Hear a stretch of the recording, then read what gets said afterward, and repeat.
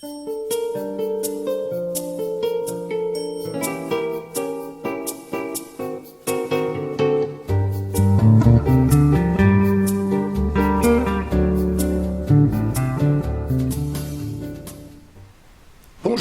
voici l'interprétation de la dernière nouvelle lune de l'année 2019.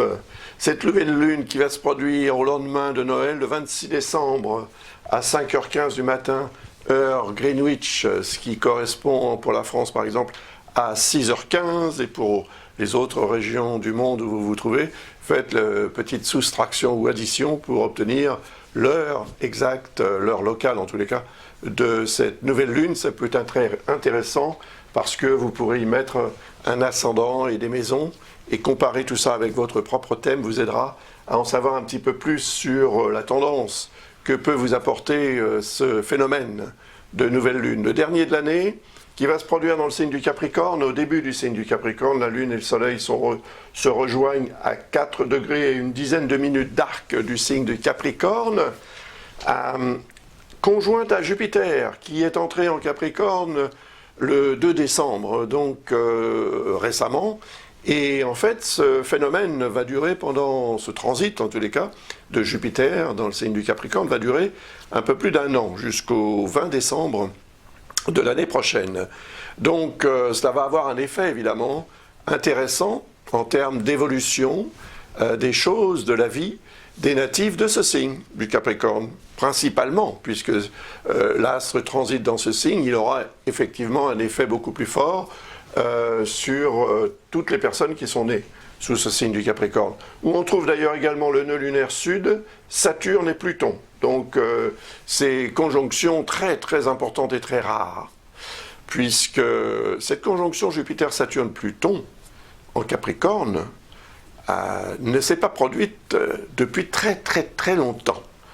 Quand j'ai fait la vidéo qui traite de l'année globalement, j'ai mentionné que j'avais fait des recherches jusqu'à l'an 13 de notre ère et que je ne l'avais pas trouvé. Effectivement, j'ai fait des recherches beaucoup plus poussées. Eh bien, je suis en mesure de vous dire que cette conjonction Jupiter-Saturne-Pluton ne s'est pas produite depuis 4574 ans avant Jésus-Christ. Comprenez? Donc, ça veut dire que c'est un phénomène très rare, puisqu'il ne s'est pas produit depuis plus de 6000 ans. Attention à ce qu'il peut entraîner. Alors il faudrait faire des recherches historiques presque archéologiques pour obtenir des informations sur ce qui a pu se passer à l'époque, évidemment. C'est tellement ancien que... Bon. Mais cette année 2019, donc cette dernière nouvelle lune, se produit justement là où va se produire, ou se produit en ce moment, cette conjonction. Elle n'est pas encore conjonction en tant que telle, mais les trois astres, Jupiter, Saturne et Pluton, sont en Capricorne. C'est un phénomène très important parce que, d'abord, on a l'influence de Pluton qui représente ce qui doit être remis en question, on a l'influence de Saturne qui représente ce qui doit être reconstruit sur la base des remises en question, et on a l'influence de Jupiter qui représente l'évolution qui en découle de cette reconstruction, ou de ce phénomène de construction et de régénération représenté par Pluton. Eh bien, cette nouvelle lune, qui correspond au début d'un cycle, c'est un cycle lunaire, et qui correspond à un moment où on devrait s'engager dans un processus de réalisation, c'est d'autant plus important qu'il y a ces trois astres, évidemment, en Capricorne, et qu'en plus, le signe du Capricorne, si vous ne le savez pas, je vous le dis, Saturne en est le maître, c'est-à-dire que c'est la planète qui représente ce signe. Et elle s'y trouve dans ce signe. Ce n'est pas nouveau, puisque Saturne est entré en Capricorne le 21 décembre 2017. Et son transit va durer jusqu'au 18 décembre de l'année 2020. Il y aura une incursion en Verseau, cela dit, entre le 23 mars et le 3 juillet. Mais bon, on en reparlera, j'en parle dans cette vidéo qui traite de l'année globalement. Regardez là si ce n'est déjà fait. Ça peut vous être utile et c'est intéressant d'avoir une vision comme ça, c'est global, des énergies cosmiques en évolution. Donc, les natifs du Capricorne sont les principaux concernés par cette nouvelle lune qui correspond à un moment où on démarre quelque chose, on démarre un nouveau cycle, c'est un nouveau cycle lunaire. Bon, c'est vrai que ça se produit tous les mois, pratiquement, tous les 29 jours et demi. Mais en Capricorne, ça ne se produit a priori qu'une fois dans l'année, parfois 2 fois, selon les années et où cette nouvelle lune se produit. Si elle se produit effectivement au tout début du signe du Capricorne, comme par exemple au 1er degré du signe du Capricorne, il est possible qu'il y en ait une autre qui va suivre, mais c'est rare. Donc cette année ce n'est pas le cas, et cette nouvelle lune doit être considérée non seulement symbolique de la fin de l'année, mais la fin de l'année, c'est aussi le moment où on prend de bonnes résolutions de préférence pour l'année qui va suivre. Donc si vous avez des projets, qu'il y en ait un ou plusieurs, et qui sont suffisamment importants pour vous motiver dans une certaine ligne de conduite à, eh bien, programmer les choses. Aux alentours du 26 décembre, après Noël, entre les fêtes, programmez ce que vous voulez obtenir dans la vie en 2020. Que vous soyez né sous le signe du Capricorne, c'est peut-être plus fort, encore une fois, pour les natifs du Capricorne, mais ça va concerner tout le monde. Parce que tout le monde a quelque chose en Capricorne, que ce soit une maison ou un élément, une planète ou autre. Donc, regardez ce qui se passe en Capricorne en ce moment dans votre thème, placez ces astres dans votre thème astral, dans votre carte du ciel, et voyez dans quel secteur de votre thème cette énergie est concentrée, parce que c'est une concentration d'énergie considérable. Et elle va faire parler d'elle automatiquement. Elle fera parler d'elle en bien ou en moins bien, voire en mal, pour, évidemment, certains d'entre nous plus que d'autres. Hein. Donc, pour se préparer à cette énergie considérable qui va continuer d'avoir une influence pendant toute l'année, pratiquement pendant toute l'année 2020, avec en plus une période très intense lorsque Mars va transiter en Bélier, et là on sera en juillet, puisque ça va commencer le 29 juin 2020, et le transit va durer jusqu'au 4 janvier 2021. Donc pendant 6 mois, Mars sera dans le signe du Bélier.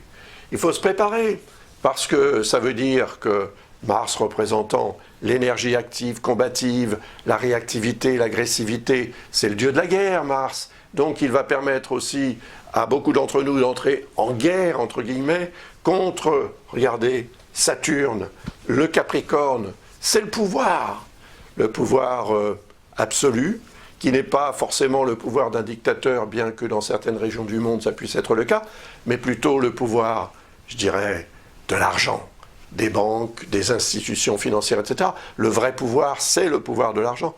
Et c'est contre ce pouvoir-là que pendant ces 6 mois de transit de Mars en Bélier, je pense qu'il y aura des actions, des réactions, des révoltes dans certaines régions du monde, des contestations, etc. Donc, ça va chauffer en 2020. Il faut se préparer. Et ce moment de préparation ici, en tenant compte évidemment que cette nouvelle lune représente un nouveau départ, eh bien il faut se dire que les résolutions, les décisions et les positions qu'on va prendre aux alentours de cette date du 26 décembre, donc juste après Noël et entre les fêtes, eh bien va avoir des répercussions peut-être tout au long de l'année 2020, et pour certains et pour beaucoup d'entre nous d'ailleurs, bien au-delà peut-être, parce que ce qu'on va être en mesure de réaliser en 2020 concrètement aura certainement des répercussions à beaucoup plus long terme. Vous avez vu, j'ai mis une petite guirlande tout autour de l'écran, c'est joli, hein, ça fait penser à Noël. Noël, c'est la fête, c'est les cadeaux, donc faites-vous des cadeaux, mais préparez-vous de beaux cadeaux pour 2020. il y a là une énergie considérable. Jupiter est un astre qui peut être très protecteur et en même temps, il peut aussi augmenter les perturbations, les troubles qui émanent en fait d'une forme d'incompréhension ou d'un ras-le-bol ou d'un besoin en fait de changer les choses. La notion de changement est représentée par Uranus. Vous voyez qu'Uranus est ici en Taureau. Il est en Taureau depuis le 6 mars 2019, depuis cette année. Donc c'est récent, hein. Et en Taureau, vous voyez qu'il est en harmonie, en fait, avec cette nouvelle lune, avec Jupiter aussi. Donc, Uranus représente le changement. Qu'est-ce que vous voulez changer dans votre vie? C'est une question qu'il faut se poser. Et si vous avez effectivement un objectif important à atteindre en 2020, eh bien, sachez que cette nouvelle lune, étant en harmonie totale avec l'énergie d'Uranus, peut vous permettre d'entrer dans ce processus de transformation, de changement et d'amélioration qui peut en découler, puisque quand il y a ce qu'on appelle un trigone, c'est un aspect particulièrement bénéfique entre des éléments qui se trouvent dans des signes qui se complètent l'un et l'autre. Ce sont deux signes de terre, comprenez? Ils sont compatibles et complémentaires. Plus vous mélangez de la terre avec de la terre, plus vous obtenez de la terre, en fait. Donc, cela augmente, en fait, le processus énergétique. Et les signes de terre sont des signes de réalisation concrète. Donc, ça veut dire que vous n'allez pas établir ce que vous voulez obtenir cette année, en 2020, je veux dire, sur la base essentiellement d'un rêve, d'une illusion, d'un espoir plus ou moins vain et utopique. Cela dit, les espoirs, les rêves sont représentés par Neptune. Alors ici, on voit que Neptune est en harmonie avec Vesta en Taureau, mais Neptune est en Poisson. C'est un signe d'eau. Et les signes d'eau et les signes de terre, la terre et l'eau sont des éléments qui sont tout à fait compatibles et complémentaires. Je le répète à chaque fois quand on fait des vidéos sur les nouvelles lunes ou autre chose. Donc on a évidemment un lien harmonique aussi entre ce signe et celui-ci et celui-ci.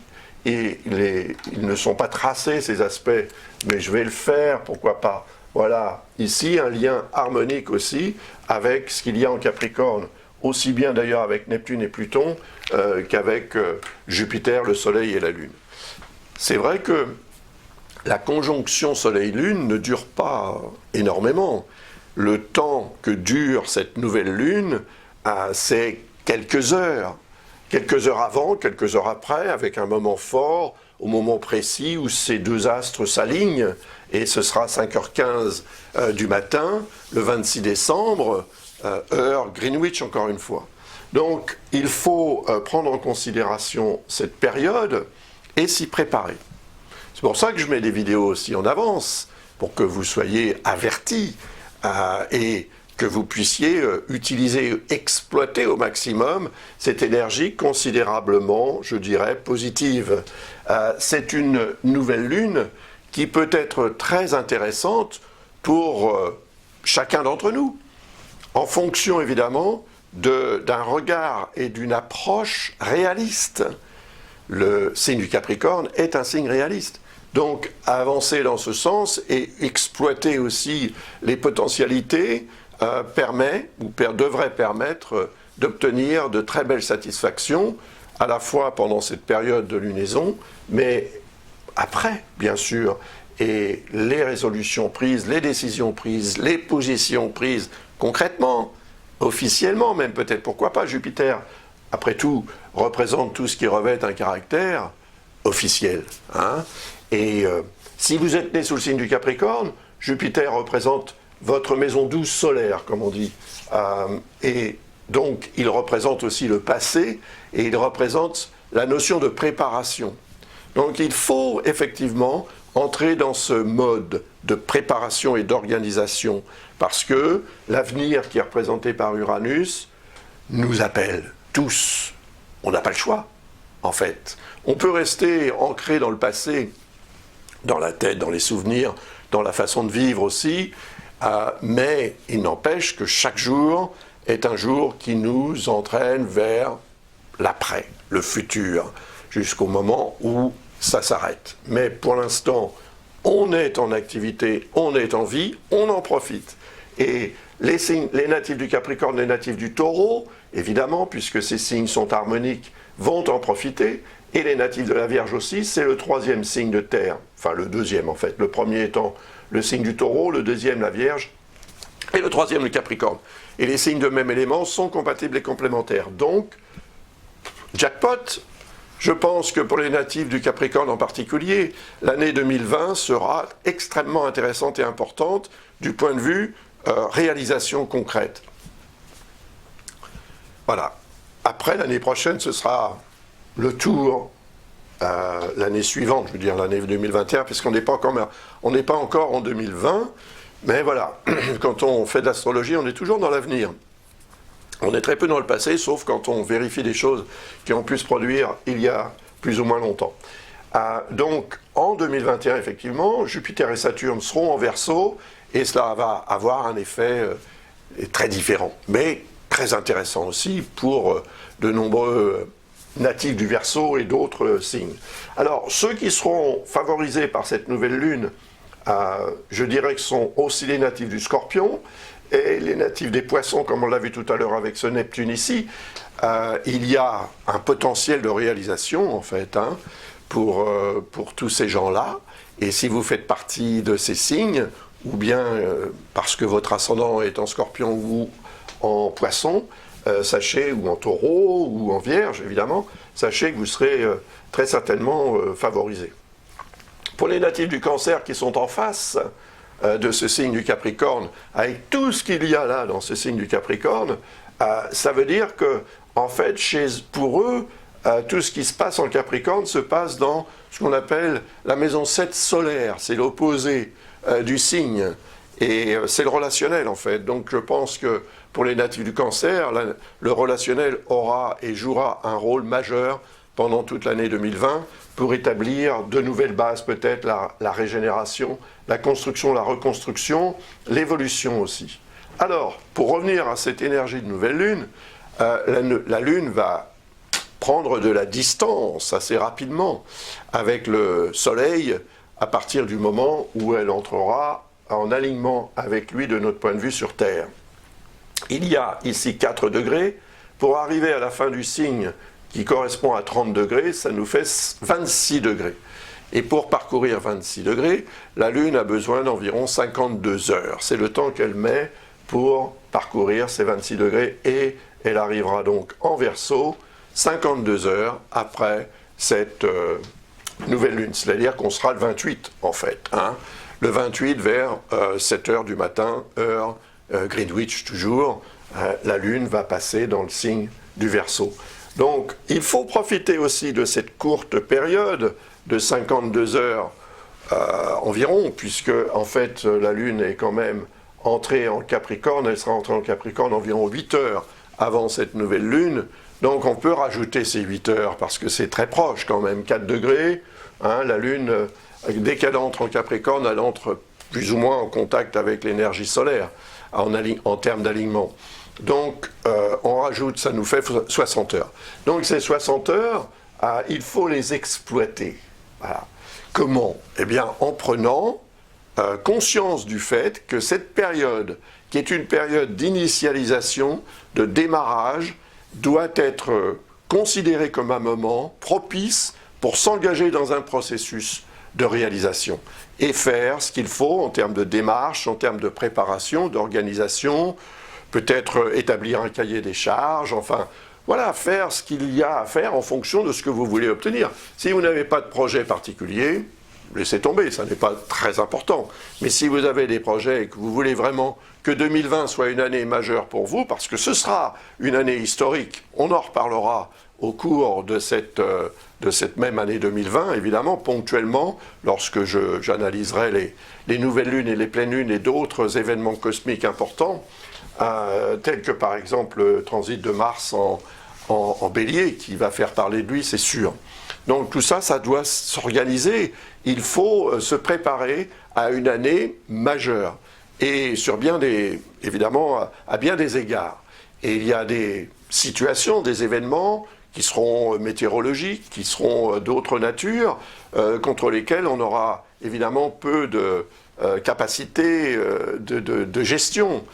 Mais en même temps, on peut prévoir, et en prévoyant, on s'organise, et en s'organisant, on évite les catastrophes, ou bien on profite aussi des opportunités qui peuvent être aussi très très intéressantes, car Jupiter représente ce potentiel d'amélioration considérable des choses de la vie, à partir du moment où, parce qu'il est en Capricorne, on va fonctionner de manière réaliste. On peut avoir des rêves, c'est Neptune qui les représente, et il en faut.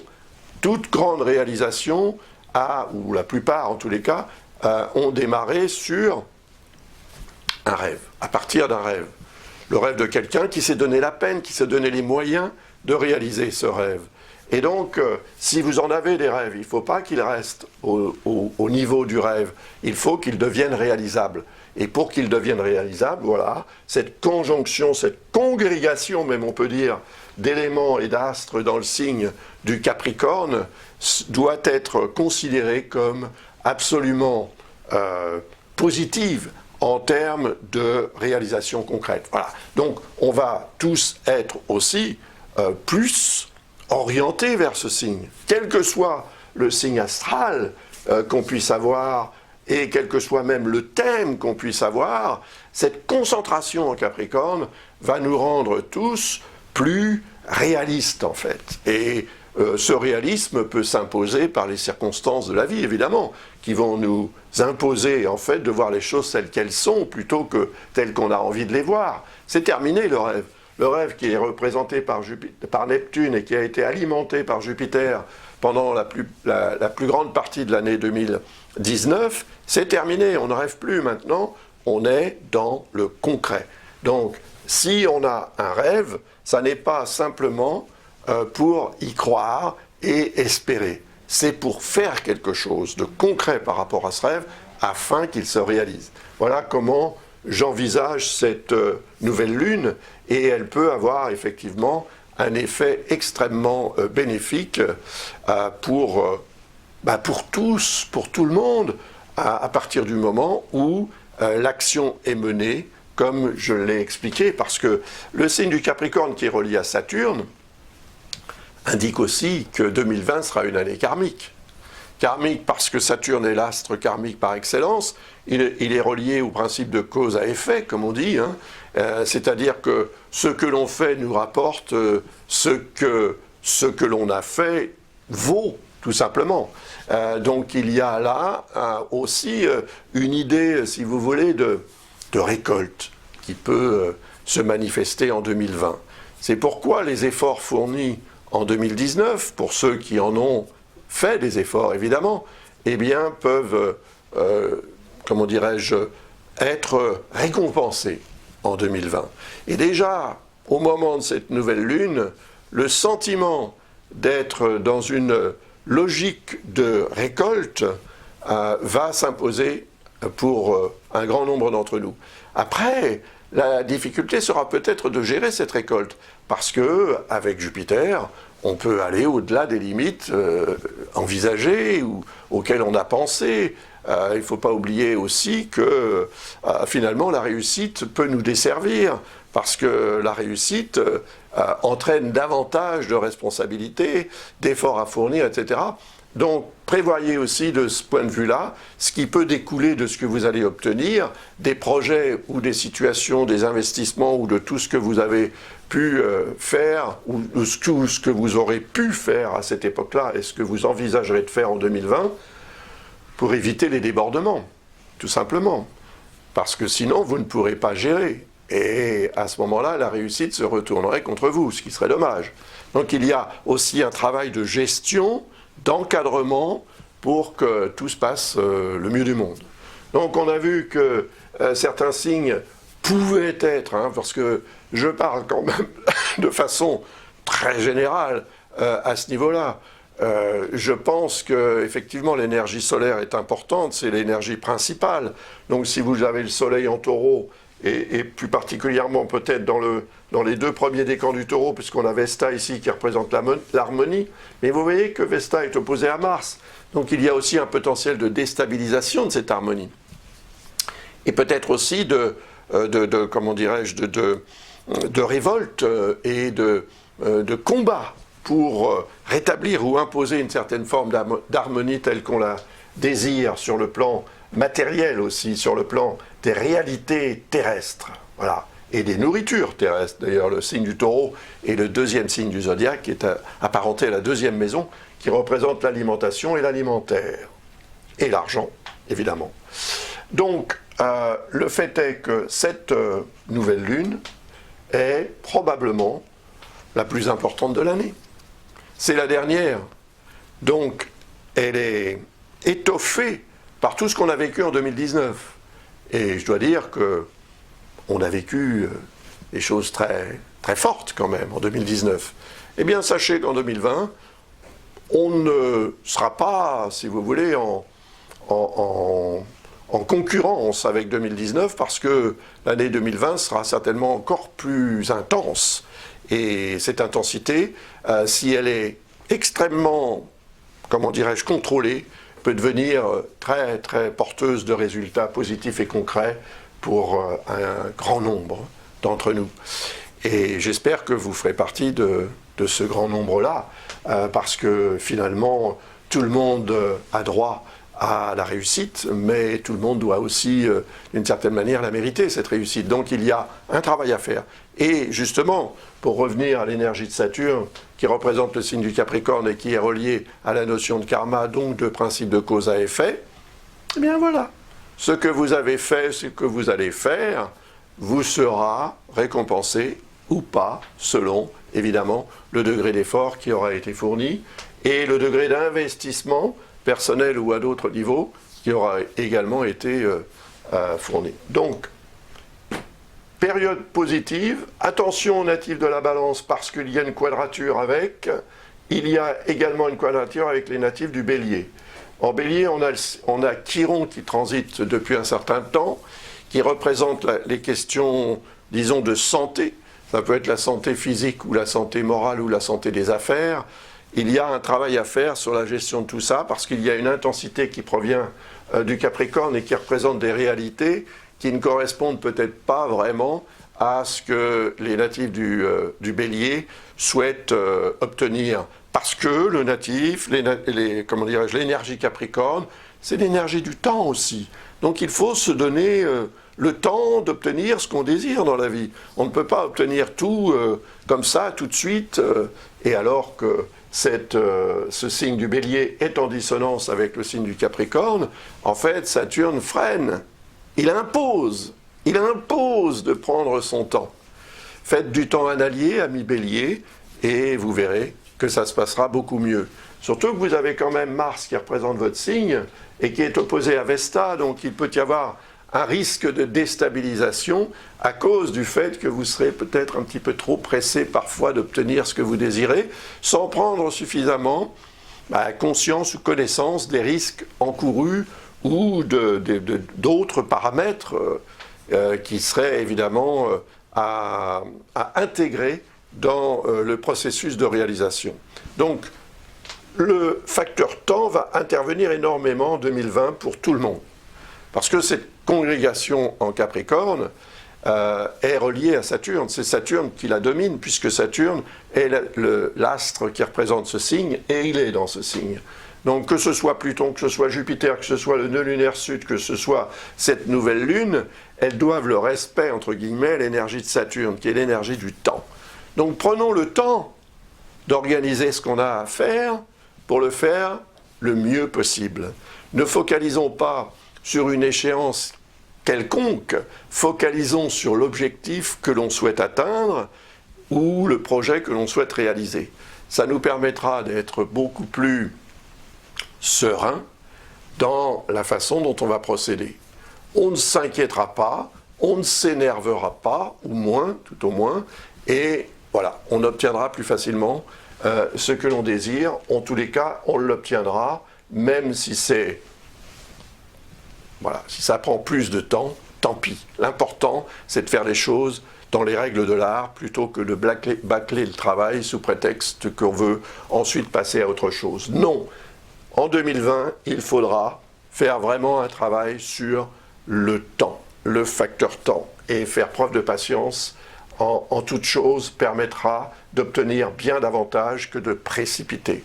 Et ça, on va le constater pendant la période de transit de Mars en Bélier. Je ferai une vidéo à ce sujet en temps utile. Voilà, les natifs des Gémeaux sont au quinconce avec les natifs de la Balance, non pardon, pas les natifs de la Balance, les natifs du Lion. Les natifs du Lion et les natifs des Gémeaux sont au quinconce de cette nouvelle lune. Bon, le quinconce, c'est un aspect qui, pour moi, est un peu similaire à la quadrature, au carré, puisqu'il unit des éléments qui sont dans des signes pas vraiment compatibles. Ici, on a l'air et la terre. Essayez de mélanger de l'air et de la terre, vous allez voir ce qui se passe. Le feu et la terre, c'est la même chose. Donc, il y a une légère dissonance, si vous voulez, qui s'exprime et qui peut créer un peu de cafouillage pendant cette nouvelle lune. Il y aura un effort à faire aussi sur, étant donné que le soleil représente le signe du lion, pour les natifs du lion, sur ce qui doit être fait maintenant et pas demain. Voilà. Le quinconce donne tendance, malheureusement, à remettre au lendemain ce qu'on doit faire le jour même. Donc il faudra, à la limite, se forcer à faire ce qu'il faut au moment où il faut le faire. C'est ça qui permettra la réalisation et les satisfactions qui vont avec. Même chose pour les natifs des Gémeaux, qui sont en plus un petit peu, comment dirais-je, papillons et qui est un peu touche à tout. Il va falloir qu'ils s'autodisciplinent. Et cela aura d'ailleurs un rôle à jouer pendant toute l'année 2020, évidemment, puisque ces trois planètes, Jupiter, Saturne et Pluton, seront, pour la plupart, en tous les cas, Saturne va s'échapper un petit peu, mais pas très longtemps, en Capricorne, au quinconce des Gémeaux, donc, et des natifs du Lion, et du signe du Lion plutôt.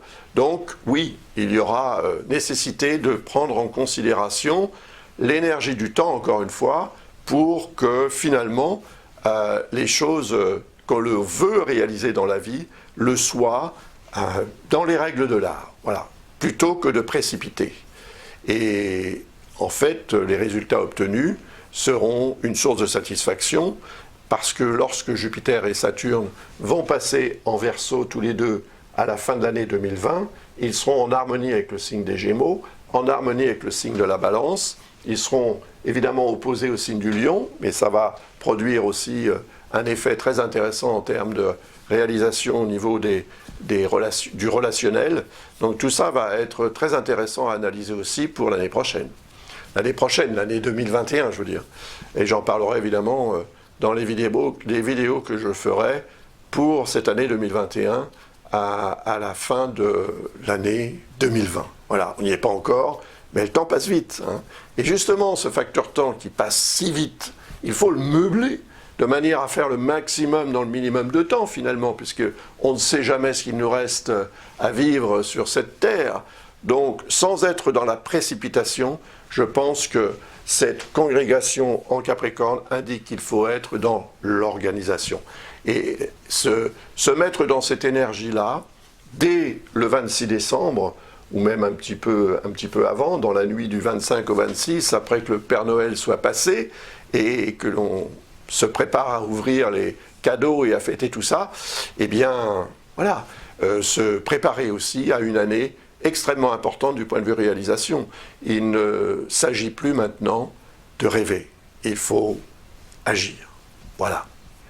J'ai terminé cette analyse. Si vous souhaitez, comment dirais-je, poser une question, en fonction de votre situation personnelle, de ce que vous en attendez, dans les mois ou les semaines à venir, mais également à plus long terme, n'hésitez pas à visiter le site de l'école Ablas et voilà, pianotez, vous trouverez les liens qui vous permettront de poser une question ou bien même de commander une analyse approfondie sur toute la période 2020 ou une autre période, celle qui vous convient le mieux. Voilà, je vous remercie et je vous souhaite un joyeux Noël, puisque vous allez regarder cette vidéo avant Noël, je pense, hein, et puis une superbe nouvelle lune du 26 décembre. Au revoir. Au revoir.